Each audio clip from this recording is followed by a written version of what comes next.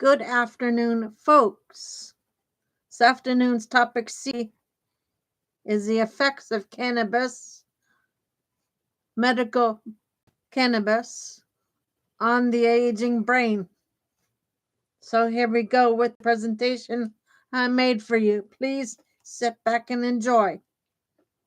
Here's a richer, more layered version of your explanation, still grounded entirely in the page content from the article you're viewing, but expanded to give you the depth you need and contextual framing you tended to bring to your own educational work.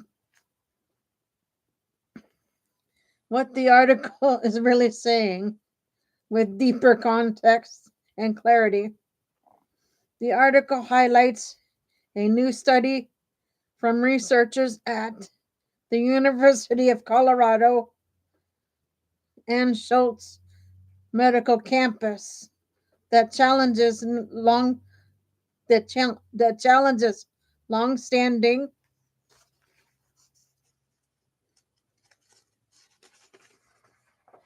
assumptions about cannabis and the aging brain.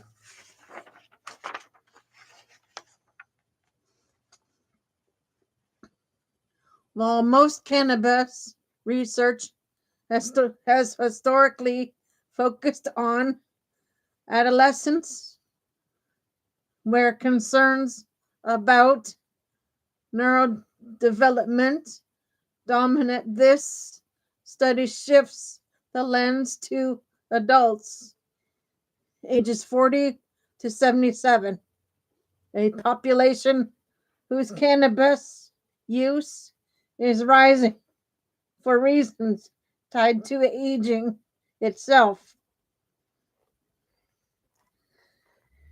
The headline finding unpacked. The researchers analyzed data from 26,362 adults and found that greater lifetime cannabis use was generally associated with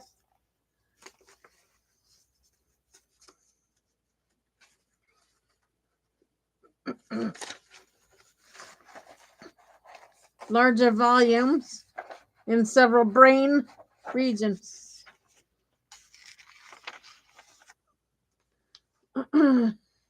Better cognitive performance across multiple domains.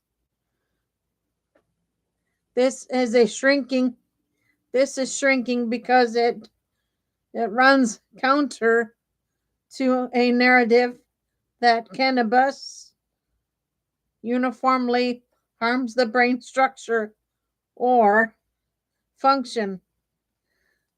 The lead researcher, Anka Gunha, PhD, even notes she was surprised by the consistency of the positive associations. But the article is careful. These are associations, not proof of benefit. Why older adults matter in this conversation.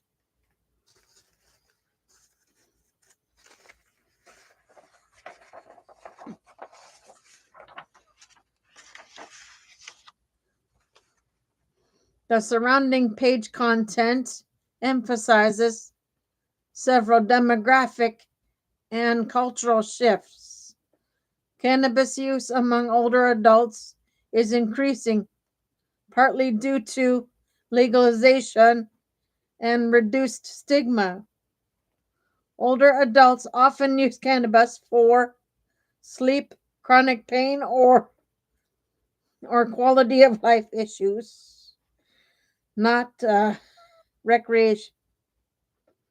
As people live longer, researchers are asking new questions about how long-term cannabis exposure intersects with aging, mental health, and dementia risk.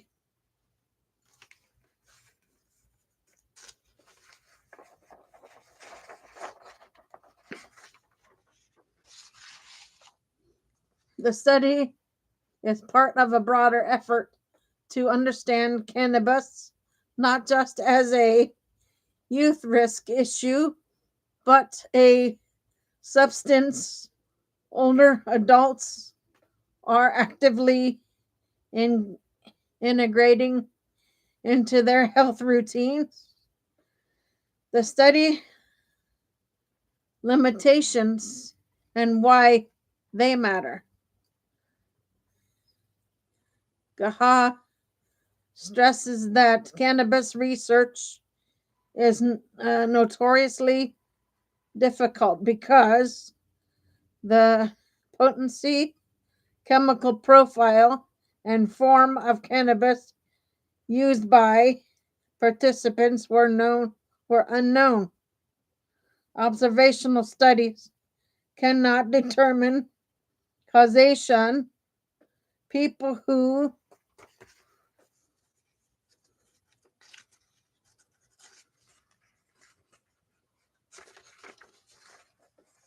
use cannabis many differ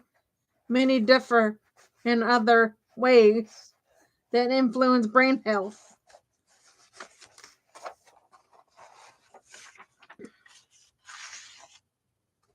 Lifestyle, medical conditions, social economic status, and other factors could shape both cannabis use and brain outcomes. In other words, the findings are intriguing but not definitive. They open a door rather than close an argument.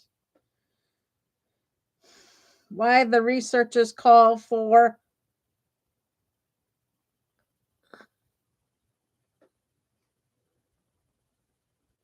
deeper study. The article repeatedly underscores the need for balance, not polarized decision.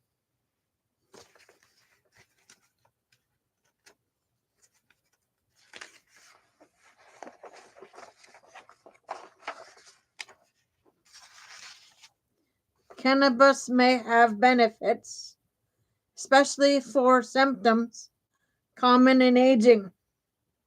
Many also carry risk, particularly for mental health or cognitive vulnerability.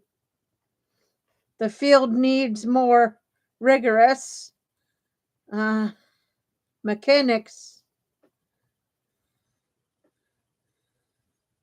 research to understand how cannabis interacts with the aging brain over time.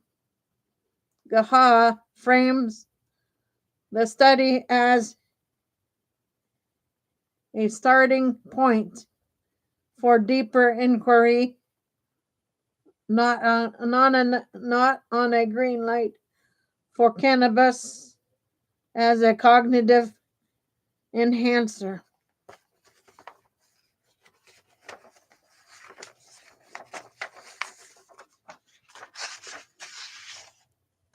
The deeper takeaway. The core message is not that cannabis improves brain health. Instead, the article suggests the relationship between cannabis and the aging brain is more complex than previously assumed.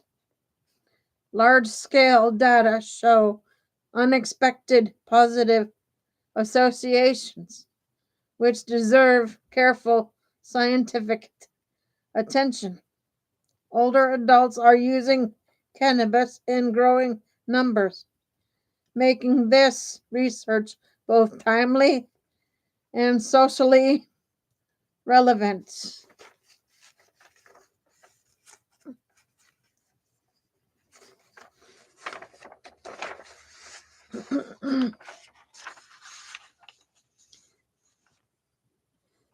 Okay. If you want, I can help turn. If you want, I can help you turn this into a caregiver-friendly myth-busting slide, a sensible policy explainer, or a script segment for one of your educational projects that bridges science and aging and real world decision making. Okay, guys, I'll be back on for a D in a bit. For now, Gator Wellness. Take care, folks. I'll be back on with D shortly.